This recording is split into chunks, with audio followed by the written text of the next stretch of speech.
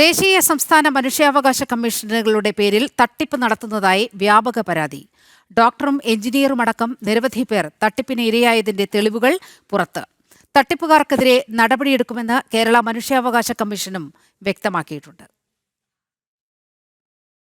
National human rights corps എന്ന സംഘടന മനുഷ്യാവകാശ സംഘടനയാണെന്ന് പറഞ്ഞുകൊണ്ട് തട്ടിപ്പ് നടത്തുകയാണെന്നാണ് ഉയരുന്ന പരാതി. 2000 രൂപ നൽകി സംഘടനയിൽ അംഗമായതാണ് ജുവനൈൽ ഹോമിലെ മുൻ അധ്യാപികയായിരുന്ന ജയരാമചന്ദ്രൻ. അംഗമായതിനു ശേഷമാണ് തട്ടിപ്പ് മനസ്സിലായതെന്ന് ജയരാമചന്ദ്രൻ തന്നെ പറയുന്നു. മെമ്പറായി കഴിഞ്ഞപ്പോൾ ഇവരെന്നോട് പിന്നെ പറയുന്നത് മുഴുവനും വലിയ ഷൗട്ടിങ്ങും ഭീഷണിയും ഒക്കെയാണ്. ഞാൻ ഒറ്റയ്ക്ക് എങ്ങും പോയി ഒരു കാര്യത്തിനും ഇടപെടാൻ പാടില്ല. അവർ ഒരു ബാഡ്ജ് തന്നിട്ടുണ്ട്, വണ്ടിയിൽ ഒട്ടിക്കാൻ ഒരു സ്റ്റിക്കറും തന്നിട്ടുണ്ട്. ഞാൻ സ്റ്റിക്കറും എടുത്തില്ല, എൻ്റെ കഴുത്തല ചരടും കെട്ടിയിട്ടില്ല. അത് ഡൽഹിയിലിരിക്കുന്ന ഷാജി പൂവത്തൂര് കോടതിയിലെങ്ങാണ്ട് അടിച്ചു വരുന്ന ജോലിയായിരുന്നു അയാൾക്ക്. അത് കളഞ്ഞിട്ട് അയാൾ ഇങ്ങനെ ഈ സംഘടന ഉണ്ടാക്കിയാൽ ജീവിക്കാനുള്ള മാർഗ്ഗമാകുമല്ലോ എന്ന് പറഞ്ഞ് ഒരു ഉപജീവന മാർഗമായി ഇത്.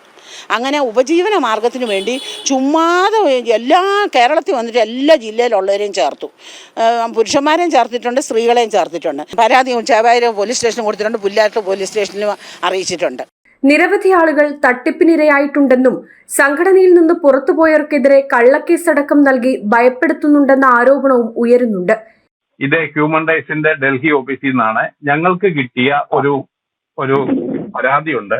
ആ പരാതിയുടെ അടിസ്ഥാനത്തിലാണ് ഞങ്ങൾ വിളിക്കുന്നത്. അപ്പൊ നിങ്ങൾ അന്വേഷണത്തോട് നിങ്ങൾ സഹകരിക്കണം. സഹകരിച്ചെങ്കിൽ മാത്രമേ ഇത് മുന്നോട്ട് പോകാൻ പറ്റത്തുള്ളൂ കേട്ടോ. ഇത്തരം സംഘടനകൾക്ക് മനുഷ്യാവകാശ സംഘടനയുമായി യാതൊരുവിധ ബന്ധമില്ലെന്നാണ് മനുഷ്യാവകാശ കമ്മീഷൻ വ്യക്തമാക്കുന്നത്. ജനം, കോഴിക്കോട്.